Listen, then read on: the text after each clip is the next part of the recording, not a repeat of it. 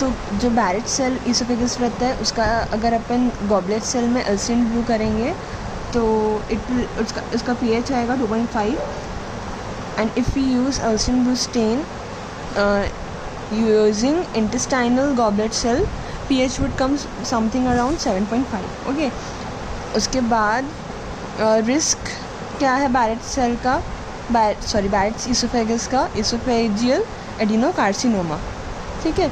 And it is reversible if you remove the stimuli because the Barrett oesophagus is cellular adaptation. Metaplasia is cellular adaptation. Cellular adaptations can be reversed. Okay, उसके बाद अपन लिखेंगे oesophageal tumour. Most common type of benign tumour of oesophagus अगर बोलेंगे तो वो रहता है लियोमायोमा. ठीक है, leiomyoma is the most common benign tumour of oesophagus.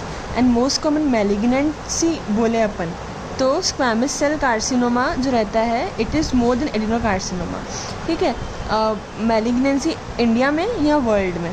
ठीक है, और एडिनोकार्सिनो मतलब देखो जितनी भी मैलिग्नेंसी आती है ना सब में मोस्ट कॉमन मैलिग्नेंसी अगर पूछेंगे तो स्क्वैमस सेल कार्सिनोमा ही बोलते हैं एक्सेप्ट इन लंग्स, क्योंकि लंग्स में एडिनोकार्सिनोमा ज़्यादा रहता है.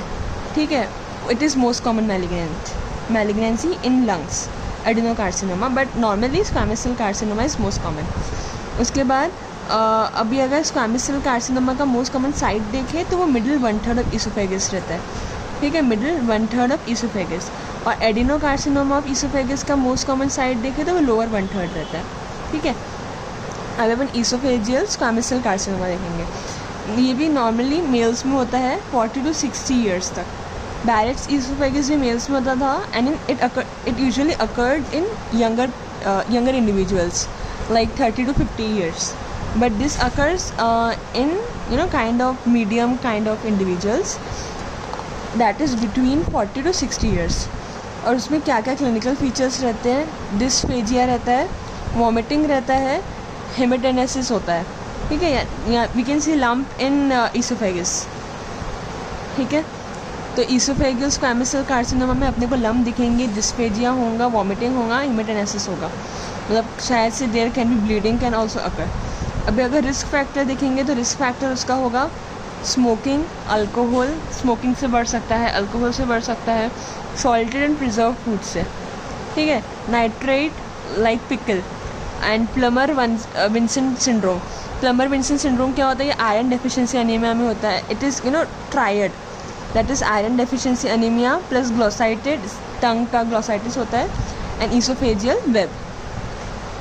और vitamin deficiency of A, C and E, ये पूछ सकते हैं कौन से विटामिन डेफिशिएंसी के कारण, A, C and E तीनों के कारण होता है. उसके बाद माइक्रोन्यूट्रिएंट डेफिशिएंसी में कौन से आएगा, सेलेनियम आएगा, जिंक आएगा, मॉलिब्डेनम आएगा. Selenium, zinc and molybdenum.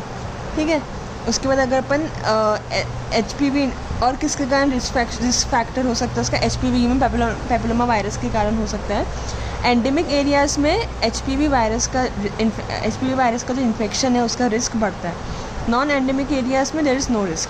मतलब जहाँ पे वो यूजुअली पाया जाता है मोस्टली वहाँ पे there is increase risk of squamous cell carcinoma due to HPV. अगर अपन ग्रॉस देखेंगे तो मिडिल 1/3 ऑफ इसोफेगस में अल्सरेटेड लीजन रहेगा, that is polyp like mass. ठीक है, मिडिल 1/3 मतलब squamous cell carcinoma, ulcerated lesion रहेगा. एंड अगर अपन माइक्रोस्कोपिक एग्जामिनेशन करेंगे तो this can be well differentiated, moderately differentiated and poorly differentiated, तीनों हो सकते हैं, but well differentiated is most common. ठीक है, और मोस्ट कॉमन पैरानियोप्लास्टिक सिंड्रोम उससे रिलेटेड क्या रहता है, हाइपरकैल्सीमिया होता है. That is in squamous cell carcinoma of oesophagus which is related to अपना इसोफेजियल ट्यूमर. ठीक है, इसोफेजियल ट्यूमर में अपन ने कौन सा पढ़ा अभी, स्क्वैमस सेल कार्सिनोमा पढ़ा. स्क्वैमस सेल कार्सिनोमा मिडिल 1/3 में कॉमन रहता है. और अगर उससे related most common paraneoplastic syndrome देखेंगे तो वो हाइपरकैल्सीमिक रहता है. It is also associated with human papilloma virus. ठीक है, अभी अपन इसोफेजियल एडिनोकार्सिनोमा देखेंगे. वो मेल्स में रहता है, mostly 40 to 60 years of males में रहता है वो. और बैरेट्स इसोफेगस का वो मतलब most common important cause of oesophageal adenocarcinoma is Barrett's oesophagus. ठीक है, glandular like, adenocarcinoma is glandular like. अब अगर अपन देखेंगे पैथोजेनेसिस. तो genetics and epigenetics both are associated with its pathogenesis. Genetics and epigenetics दोनों ही इसके पैथोजेनेसिस के साथ एसोसिएटेड रहते हैं. अभी अगर अपन जेनेटिक्स की बात करें तो P53 RB gene and P16 INK4A cell cycle inhibition ये म्यूटेट हो जाते हैं क्योंकि देखो जो P53 रहता है वो कैसे करता है, सेल चेकर रहता है ना, वो सेंसर रहता है, वो चेक करता है और सेल साइकिल को रोक देता है. RB जीन जो रहता है P16 जो रहता है वो क्या बोलते हैं, हाँ वो इस पे एक्ट करता है MDM2 पे एक्ट करता है. ठीक है, और वो क्या करता है ये P53 को डिग्रेड कर देता है.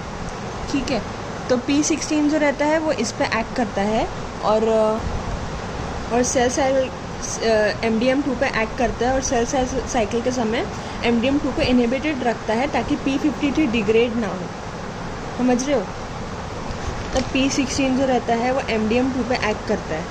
ठीक है, और वो क्या बोलते हैं MDM2 पे एक्ट करके MDM2 जो रहता है वो P53 को डिग्रेड करा देता है. समझ रहे हो?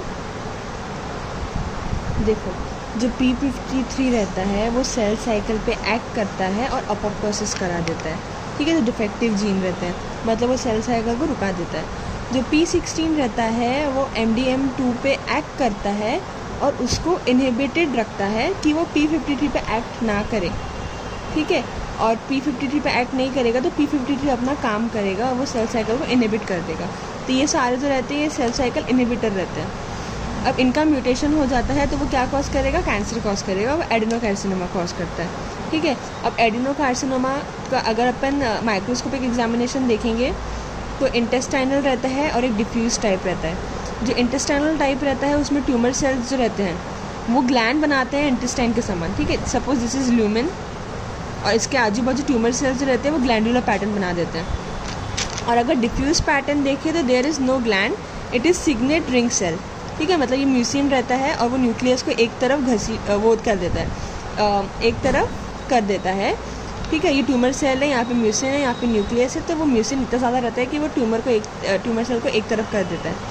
ठीक है, so this mucin pushes nucleus to one end, nucleus को एक तरफ कर देता है. तो ये अपन ने क्या पढ़ा, ईसोफेजियल एडेनोकार्सिनोमा पढ़ा. अभी अपन ये अपना ईसोफेगस का हो गया. अभी अपन स्टमक का देखेंगे. स्टमक में एक तो वो गैस्ट्राइटिस हो, स्टमक में क्या क्या हो सकता है, गैस्ट्राइटिस एंड गैस्ट्रोपैथीज. ठीक है, गैस्ट्राइटिस मतलब म्यूकोजल डैमेज होता है. गैस्ट्राइटिस मतलब अगर इन्फ्लेमेशन होता है, तो म्यूकोजल डैमेज विद इन्फ्लेमेशन.